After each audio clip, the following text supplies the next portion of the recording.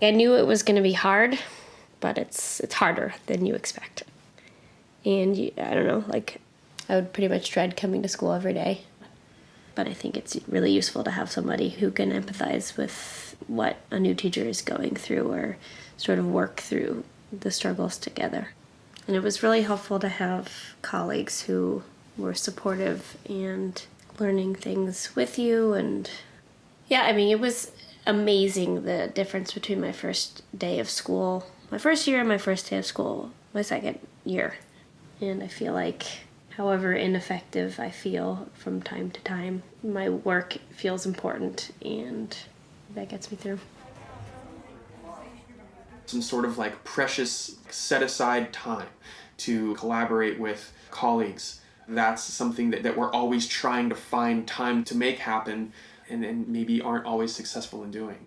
To get on the same page and talk about things that were working, more sort of peer collaboration, or to kind of just hash out, because if that were somehow allowed to happen in a more official way, I think a lot of kind of good thinking would come of that. If I'm wondering about a good way to make parents feel welcome in the classroom, then, I mean, I know that certain colleagues that might have great ideas and great experiences in this area, but I might not have the time to really go and pick their brains about that particular thing. There are always other things that are going to kind of compete for your attention. I walked around in my school and listened to what other teachers were doing. I stopped, I listened, I looked, and I tried to take what I could from what they were doing, even though they didn't know that they were helping me, they were. One of the teachers in my school used a countdown when she was talking to students to ask them to be quiet, and I was like, oh, well, I'm gonna try that.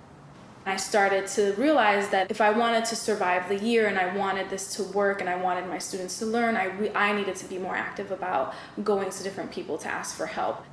I also talked to other teachers of color in my school, and there was this one teacher who gave me some advice that actually really did help. And just observing her interact with students, I learned that I could also use like that cultural connection to build a relationship with students. And so instead of asking students to be quiet in English, sometimes I would talk to them in Spanish, and immediately they would listen.